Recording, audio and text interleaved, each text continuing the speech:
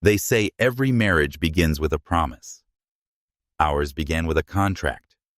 I wrote it myself, the kind built not on love, but on logic.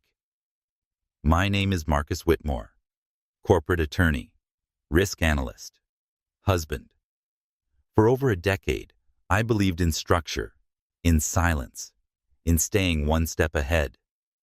But no matter how much you prepare for betrayal, it still cuts deep. This isn't a story about heartbreak. It's a story about precision, about what happens when emotion meets evidence, when the person you once loved becomes a case you have to close. I'm Marcus Whitmore, 44, co-founder of Whitmore & Dreyfuss, one of New York's top corporate law firms. People in my world describe me as calm, methodical, razor sharp, the kind of man who knows how to stay one step ahead without making it look like he's trying. Control isn't just a trait I possess. It's a language I speak fluently. And that's precisely why I married Sabrina.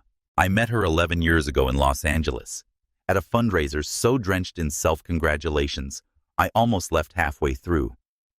And then she walked in. The room shifted. She didn't own the space. She seduced it.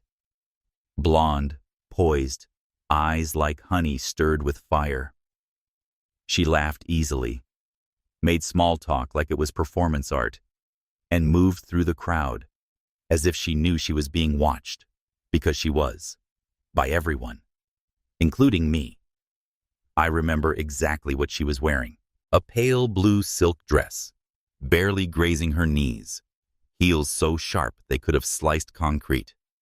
She was sunlight and thunder in the same breath, and I was the quiet observer in a tailored Tom Ford suit, sipping neat scotch, dissecting her from across the room like a deposition waiting to be taken. She was everything I wasn't. Impulsive, magnetic, addicted to attention. And yet, I was drawn to her like a surgeon to chaos. At first, I thought it was fascination. Later, I told myself it was love. Looking back, it was probably ego. I wanted to know if a woman like her could be kept. The answer, of course, was no. But I didn't know that then. Or maybe I did. Maybe that's why I drafted the prenup myself. 8 pages. Tight, ruthless, bulletproof. She signed it 2 days before the wedding without reading a word. "I trust you," she said. She smiled when she said it, like I'd earned something sacred. What she didn't know, what no one ever does, is that trust, with me, is always a transaction. Our marriage was beautiful at first. Magnetic, photogenic. The kind of union people envied in Instagram squares and fashion magazine features. Sabrina became a rising fashion influencer, her followers multiplying like wildfire. She flew to Paris for Fashion Week, shot campaigns in Santorini, danced with designers in Milan. Meanwhile, I was in Manhattan, drafting M&A contracts worth 9 figures and quietly winning lawsuits against corporations that thought they were untouchable. We made it work. Sort of. I flew out when I could. She called when she remembered. We shared time zones more than we shared time. But every time we appeared together in public, we performed. We knew our roles. She, the radiant muse. I, the brilliant husband, who didn't need the spotlight to command a room. 10 years passed like that. Our lives were parallel lines, close, but never touching. And then, one Friday afternoon in October, I received an anonymous email. No subject line, just a single sentence in the body. "You deserve to know." Attached were photos. Sabrina, in a hotel bar in West Hollywood, her fingers laced through the curls of a man half my age. A photographer, laughing into his neck like they'd known each other for years. Other photos followed. Dinners, hotel lobbies, hallway kisses. Then came the screenshots. Text messages so explicit, I had to read them twice to understand that yes, she'd said those things. To him. I didn't call her. I didn't scream. I didn't even feel anger. Not right away. What I felt was relief. A stillness. The kind you only get when chaos confirms what you already knew in your gut. She was gone, and I had known that for years. I just hadn't said it out loud. So I opened my laptop, created a folder, titled it Ellis, Breach of Contract. Then I did what I do best. I built a case. I collected everything: timestamps, image metadata, bank transactions, flight confirmations, digital footprints. I built timelines, cross-referenced locations, verified IPs. It took me 2 nights, and when I was done, the folder could have convicted a mob boss. I didn't confront her. I didn't need to. Because if there's one thing I've learned in my line of work, it's this: the more noise you make, the more attention you draw.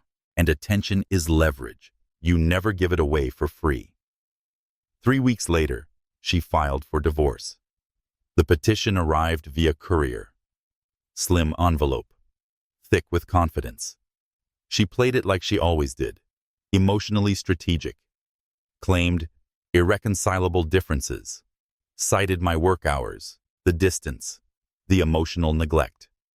She was positioning herself as the abandoned wife. I could already picture the narrative she was preparing to feed the media. The career-driven husband too cold to love, too ambitious to stay. She hired a top LA divorce attorney, someone who'd been on the cover of Variety, someone who understood publicity as well as litigation. Sabrina started dropping hints on social media, cryptic captions, vague sadness, late-night posts about choosing peace. Her followers ate it up. They rallied behind her, called me controlling, toxic, emotionally unavailable. She had no idea what was coming. What she didn't remember was the document she signed 11 years ago. The prenup, the one I wrote, the one she never read. Clause 7. Any breach of marital fidelity shall result in the forfeiture of all postmarital claims to shared property, assets, or alimony. In other words, she'd get nothing. Not the penthouse, not the Aspen home, not the investment accounts, not the cars, not the art, not the stocks. Nothing. She thought she'd built a digital empire. She didn't realize she'd married someone who builds legal fortresses. I waited, patiently, quietly. I let her attorney posture, let her play the victim, let the sympathy roll in like a tide. But tides recede, and when they do, you see what was buried underneath. And what was buried, in this case, was the truth. The war hadn't started yet, but I had already won. I never believed in love at first sight. That kind of sentiment always sounded like something people said when they couldn't explain their own poor decisions. I believed in logic, in cause and effect, in contracts. Love, to me, was just another negotiation, beautiful when aligned, brutal when broken. But that night in Los Angeles, I saw her, Sabrina Ellis. And everything I thought I knew about control flickered for a second. She walked into the room like she owned it, or more precisely, like she didn't care if she owned it or not. That kind of confidence, quiet but scorching, is rare. It wasn't the dress, though the way it clung to her didn't go unnoticed. It wasn't the hair, though it moved like something rehearsed. It was in the way she didn't flinch, didn't scan the room for validation. She just was. I stood across the ballroom with a glass of Ardbeg in my hand, watching her laugh at something a man said. Probably something stupid, because that's the kind of man that always hovered around women like her. Pretty, loud, self-important. But she laughed like she meant it. And when our eyes met for the first time, it wasn't flirtation. It was curious. Like she was measuring me just as much as I was measuring her. We met minutes later, not by chance. I made my move, careful but direct. Introduced myself the way I always do. First name, handshake, controlled smile. She took a second longer to respond than most. Looked at me like she was trying to place me. Marcus Whitmore, she repeated, lips forming each syllable slowly, like tasting the name. You're the corporate lawyer, right? The merger guy? I nodded, not surprised she knew. Sabrina was already well connected back then. She wasn't the Sabrina with 8 million followers yet, but she knew how to navigate social circles with surgical precision. We talked about unremarkable things, fundraising politics, the string quartet in the corner, the terrible shrimp. But under all that, I could feel it, an energy neither of us acknowledged out loud, the kind that hums underneath polite conversation like an engine waiting to kick in. That night ended in a rooftop bar with overpriced cocktails, her stilettos in her hand, and us talking until the sky turned a lighter shade of navy.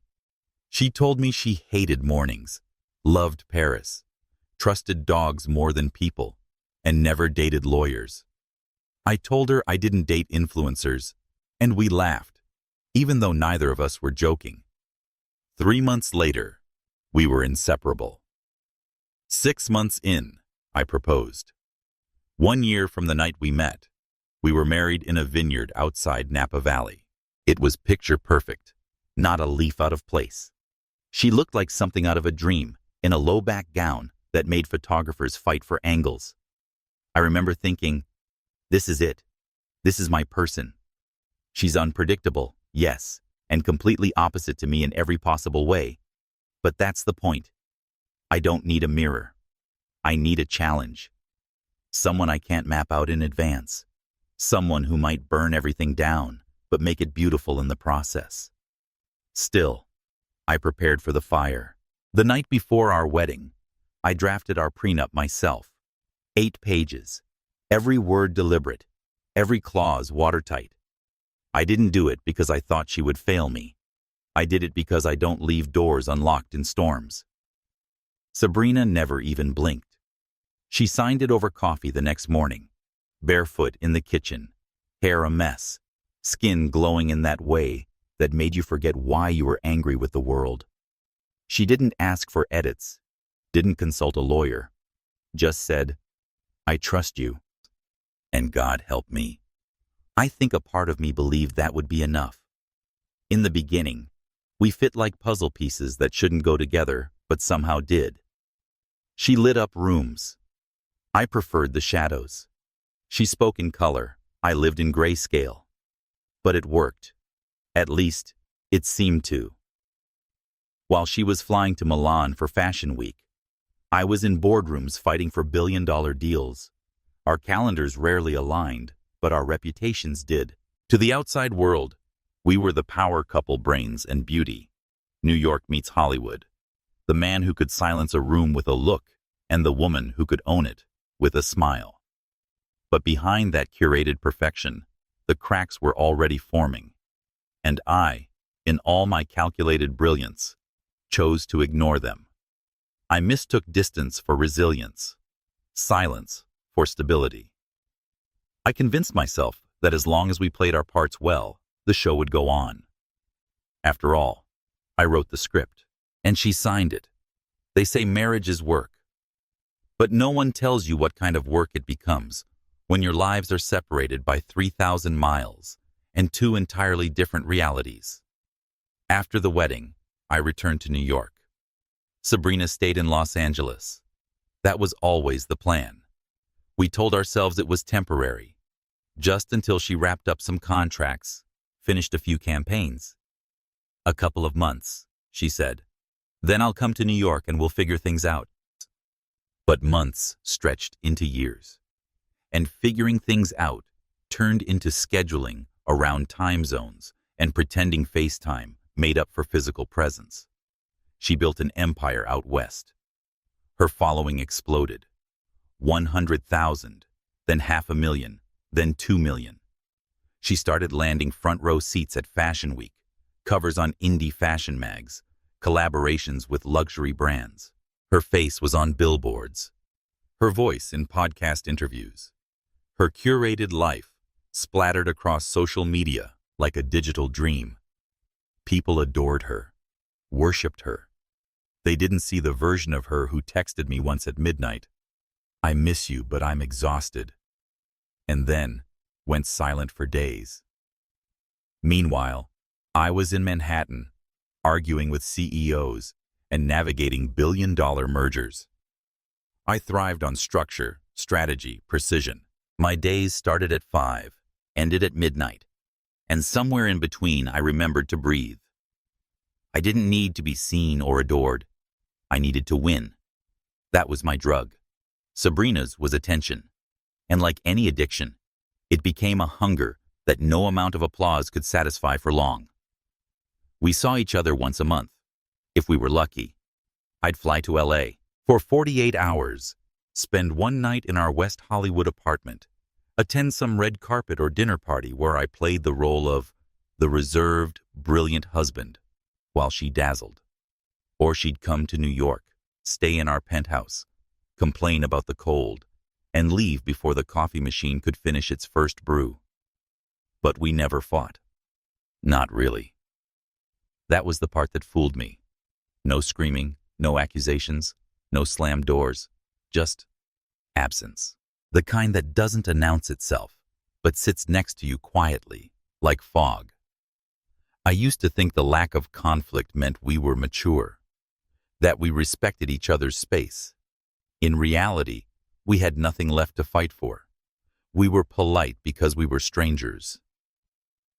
I remember one winter evening January in Manhattan, the kind where the cold feels surgical.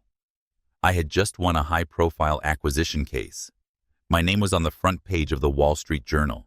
I came home, poured myself a glass of bourbon, and sat in the dark, scrolling through Sabrina's Instagram. She was in Cabo. Bikini, sunset, laughter with friends I'd never met. The caption read, "Learning to live in the moment." I stared at it for a long time, not because I was angry, but because I realized I had no idea what moment she was in anymore. Our phone calls became transactional. How's the investor meeting? How was the shoot? Are you still going to Tokyo next week? Conversations like project updates between colleagues. I knew her schedule better than I knew her mood. She stopped asking about mine. There was a dinner our 6th anniversary. I made a reservation at 11 Madison Park, flew her in first class, sent a car to the airport. She showed up an hour late, distracted, apologizing between sips of white wine. During dessert, she took a call. A brand emergency, she said. Some post got delayed or flagged her team was in panic mode. I nodded, let her handle it. By the time she came back to the table, I had already paid the check. We walked outside in silence. Snow had just started to fall. She slipped her arm through mine and smiled, the kind of smile that looked good in pictures, but didn't reach her eyes. I remember thinking, this isn't a marriage, it's a performance. And I was no longer sure who the audience was. There were moments, still, where the echo of love tried to make itself heard. A lazy morning in bed, her head on my chest, eyes closed, breathing steady. A half-drunken dance in the living room after a holiday party. But those moments were islands, and the ocean between them only grew. Sometimes I wondered if I was the problem, that maybe I was too distant, too consumed by my career, too rigid in my view of love. I never begged for affection, never demanded time. I believed in giving space, in letting people choose you freely, again and again. But Sabrina didn't want space. She wanted devotion, public, palpable, continuous. I gave her loyalty. She wanted worship. Still, I didn't question her faithfulness. Not really. Not yet. I trusted that she knew the rules.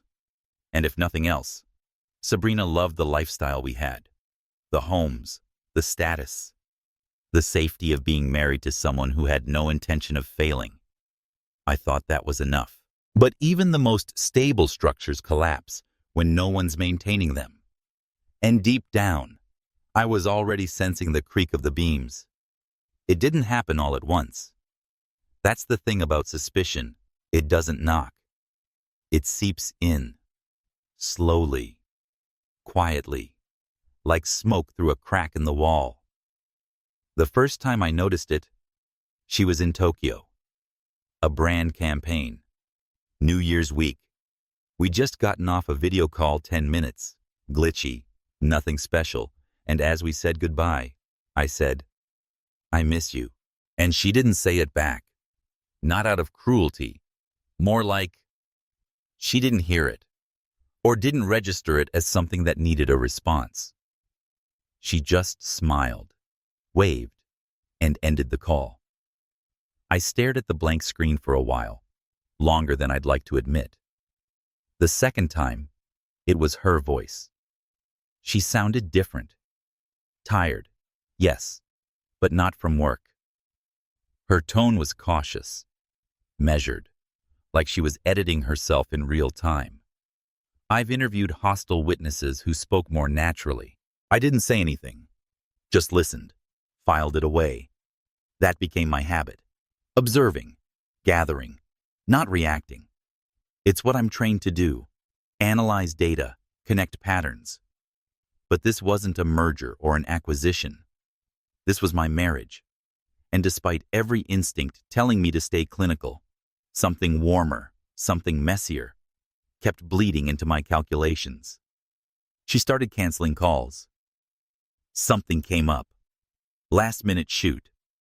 Wi-Fi is garbage. I believed her at first, or wanted to, until I stopped keeping track of what time zone she was in. Until I realized her location tags on social media didn't match what she told me. One night she texted from London, but the next morning, her story was geotagged in Barcelona.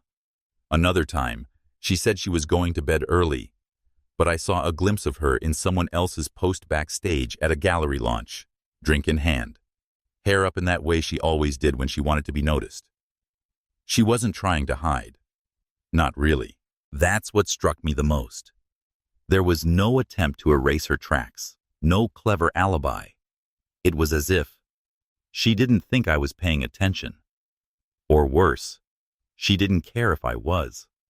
I started asking questions, not to her, to myself. Quietly, calculating the emotional math. How long had this been going on? Was there someone? Or was it simply boredom, distraction, the slow erosion of respect?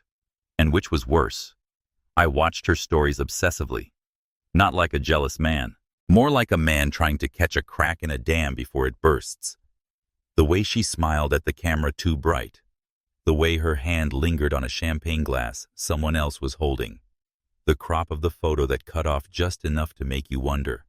And always, always, the captions, vague, aspirational, empty, reclaiming my energy.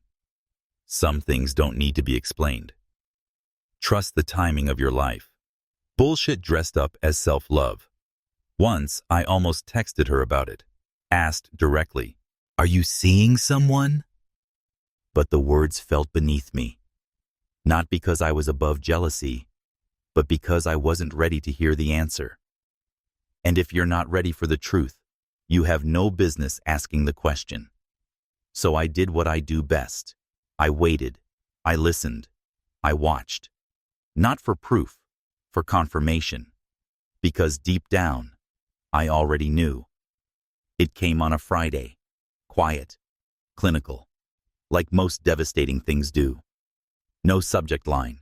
Just an anonymous email with a line that felt surgical in its simplicity. You deserve to know. There was an attachment.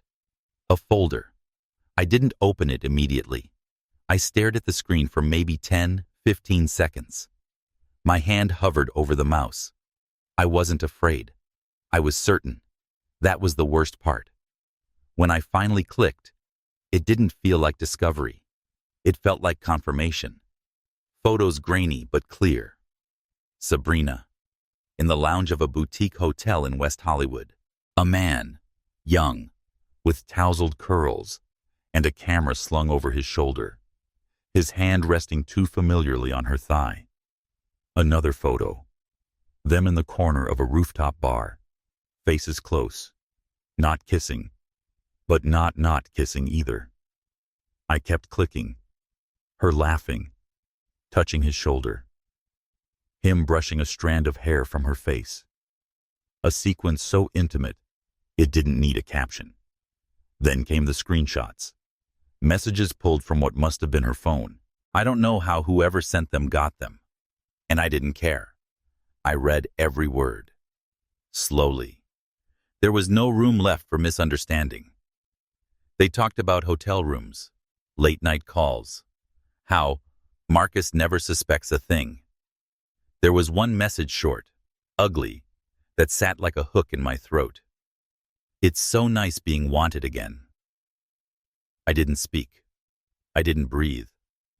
Not because I was broken, but because I was calculating. The human instinct is to react, to call, to confront, to ask, why? But I don't deal in instinct. I deal in evidence. I closed the window, opened a new one, and created a folder on my desktop. Ellis, breach of contract. Then I started sorting. Every image, every message, every metadata file. I cross-referenced timestamps, compared her public posts against the moments in these pictures. I found discrepancies, lies hidden in plain sight. When she told me she was at a brand dinner in Santa Monica, she was in a hotel suite in Venice Beach. When she said she was too tired to talk, she was texting him goodnight photos from bed. I built timelines. I backed up files. I opened our prenup, my own work, my own words. Clause 7. In the event of infidelity, the violating party forfeits all post-marital financial claims. No interpretation needed. No legal ambiguity. Just truth, inked and notarized. I didn't call her. I didn't rage. I didn't cry. What I felt wasn't grief. It was alignment. Everything, suddenly, made sense. Every distant call, every delayed response, every smile that didn't quite reach her eyes. She had been gone for a long time. I was just the last one to notice. That night, I sat in the dark with a glass of whiskey and stared out over Manhattan. The city didn't care. The skyline blinked back at me like it always had. Indifferent, eternal. I wasn't mourning a marriage. I was processing a verdict, and I knew what needed to happen next. The envelope arrived on a Tuesday, thick, pristine, the kind of stationery meant to signal importance. It was hand-delivered to my office, not to the firm, not to my assistant, to me. Inside was a petition for dissolution of marriage, filed by Sabrina Ellis Whitmore, citing irreconcilable differences. I almost smiled. The timing wasn't surprising. What surprised me, if anything, was how confident she seemed. The signature was hers, strong, stylish, intentional, and the letter attached, clearly drafted by her attorney, painted a predictable picture. Long-term separation, emotional neglect, an unsupportive partner. I knew the language. I had written versions of it myself, for clients far less married than we ever were. The next day, she went public. A black and white photo on her Instagram. No makeup. Hair loose. Messy in a way that screamed curated vulnerability. Her caption read, "Sometimes love isn't enough. I'm choosing peace. Please respect our privacy." The comments flooded in. Prayers. Hearts. "You're so brave. You deserve happiness. Men don't know what they have until it's gone." It was genius, really. She was setting the narrative before I had a chance to blink, and I let her, because it was already too late for stories. She hired a lawyer out of LA1 with a reputation for being more PR than legal mind.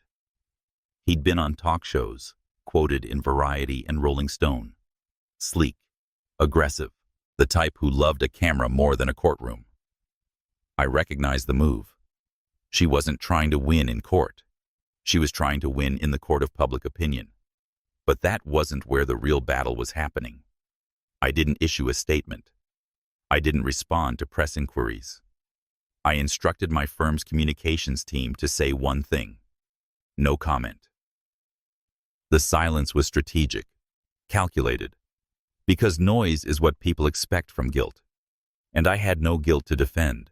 Instead, I called someone I hadn't spoken to in years. My old mentor, Sylvia Barnes.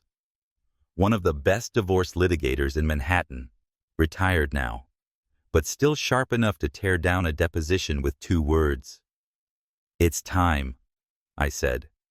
She knew exactly what I meant. We met the next morning over black coffee and case files. I laid it all out: the photos, the messages, the travel records, the dates. She read in silence, didn't flinch. When she finished, she simply looked up and said, "Well, she really thought you'd come unprepared." I think she forgot who she married. She remembered. She just assumed he wouldn't show up for this. I didn't. Not for a long time. For years, I'd let her sculpt the story of us online, in interviews, in her curated reality. I stayed quiet because that's who I was. The man behind the curtain, the adult in the room, the one who didn't need to prove himself with pixels. But now, this wasn't about stories. This was about facts. And I had them all. We filed our response within 48 hours. Attached to it, a certified copy of the prenuptial agreement, executed and notarized 11 years ago. Clause 7 in bold. Infidelity nullifies all post-marital financial entitlements. We also submitted the folder of evidence clean, time-stamped, verified. Her attorney tried to stall, claimed the agreement might not be enforceable under California law. Sylvia smiled the way wolves do when they see blood. It was executed in New York, and trust me, it'll hold. They asked for mediation. We declined. They floated settlement offers. We ignored them. Meanwhile, Sabrina's online campaign continued. She posted nostalgic photos, old wedding memories, long captions about love and pain and healing. Her audience doubled down. Brands sent her support packages. Celebrities commented with dove emojis. But behind closed doors, I knew the walls were starting to close in. Her lawyer stopped calling mine directly. Her team began missing deadlines. There was a shift in her photos, fewer smiles, more quotes, more silence. Even her fans noticed. "Are you okay?" they asked. "You've been quiet lately."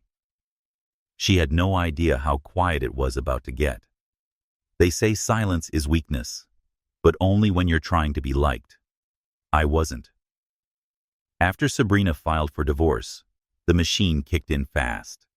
Photos, captions, tearful interviews, everything engineered to tell one story. She was the woman who tried, who waited, who held the marriage together, while her cold, absent husband chose work over love. And people believed her. Of course they did. She was good at this. Her team rolled out a calculated campaign.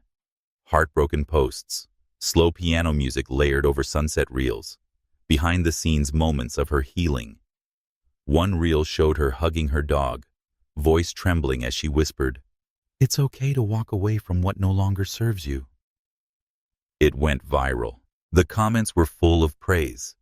"You're an inspiration. You deserve better. He doesn't deserve you." Her following grew. Her engagement tripled. Brand collaborations came pouring in, self-care lines, trauma recovery workshops, even a mental health podcast. She was thriving on pain, or more accurately, on perception. Meanwhile, I said nothing. No statement, no denial, no defense. Because I didn't need public sympathy. I had the law. And the law didn't care who got more likes. Sabrina's legal team, now 3 deep and freshly energized by her public image, began pushing hard.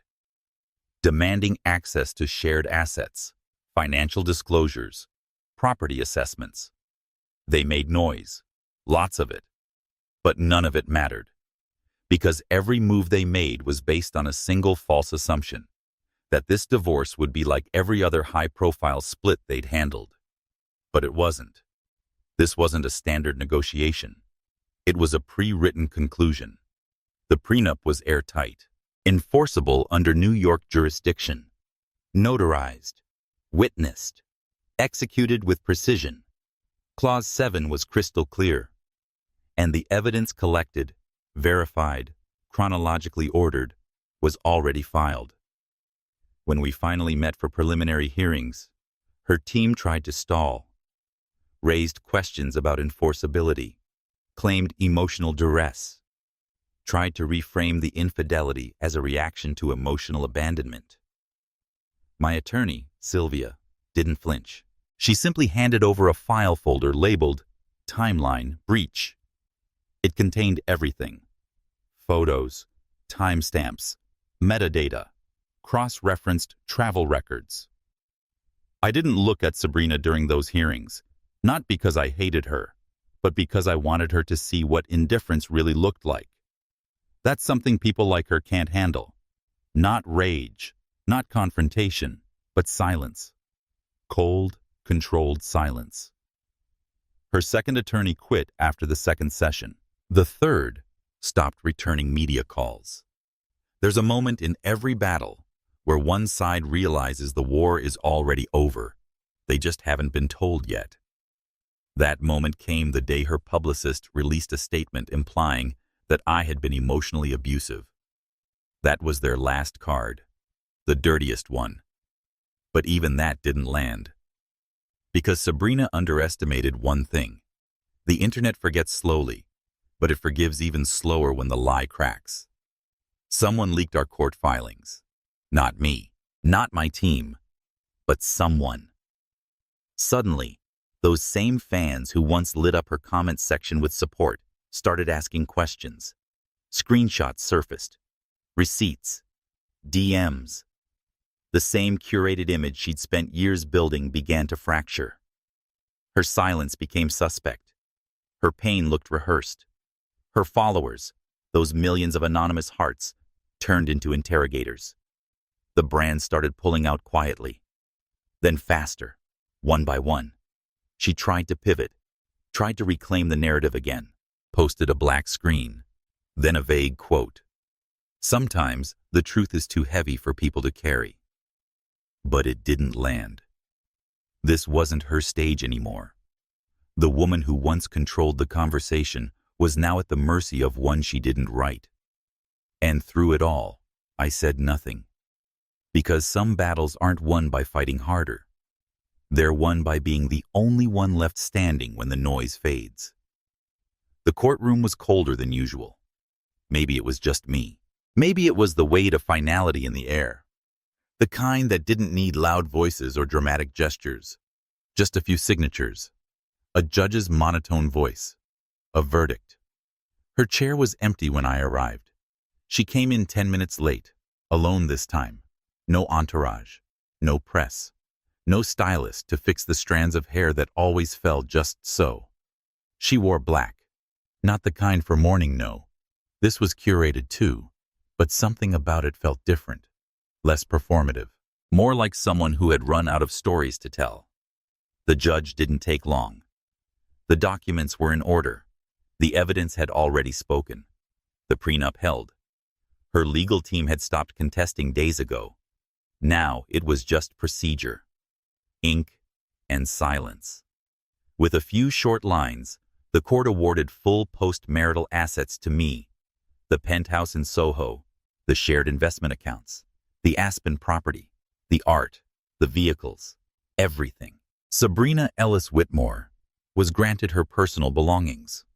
No alimony, no stake in the life we built together. I didn't gloat. There was no victory in this, just closure. After the ruling, she asked to speak with me. Alone. We stepped into an empty hallway, the kind that still echoes even when you whisper. She turned to me slowly, her voice softer than I remembered. "I didn't expect it to end like this," she said. I looked at her, really looked. The woman in front of me wasn't the one I married, and maybe she never was. Or maybe we both changed so slowly we didn't notice until the gap between us became a canyon. She stepped closer. I was angry. I felt invisible for so long. But this wasn't what I wanted. I thought maybe, if we hurt each other enough, we'd finally feel something. I stayed quiet, because there was nothing to say that wouldn't reopen what I'd already buried. "Marcus," she said, barely above a whisper. "I know I don't deserve it, but if there's any part of you that still remembers who we were, maybe we could try again, a different way. Start over." Her eyes searched mine like there might still be something left, something warm, something willing. I took a breath, not because I was conflicted, but because I wanted to speak it right. The end deserved that much. "I have started over," I said. "A life without you." There was no malice in my tone, just truth. And truth, when it's clean, doesn't need to be loud.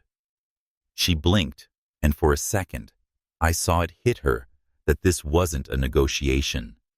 This was done.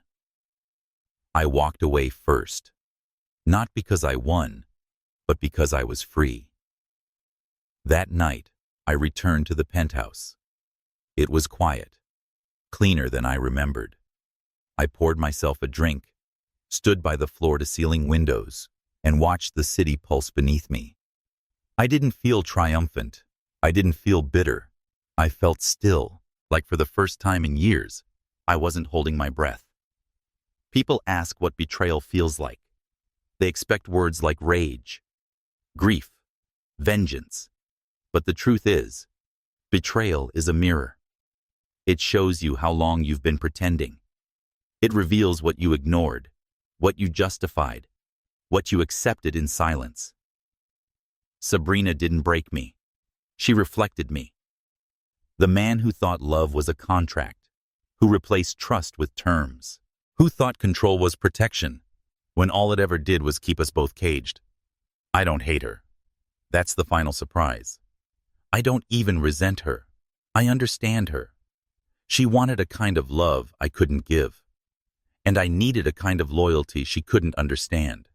In the end, we were both right, and both wrong. I've rebuilt.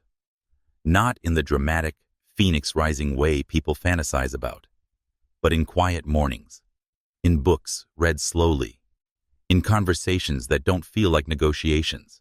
I've started traveling again, without itinerary, without checking time zones. I've learned to sit in stillness without needing to solve anything. And sometimes, when the city gets too loud, I drive upstate, park by the water, and just breathe. They say you never fully get over someone. I don't think you're supposed to, but you do outgrow the version of yourself that needed them, and maybe that's enough.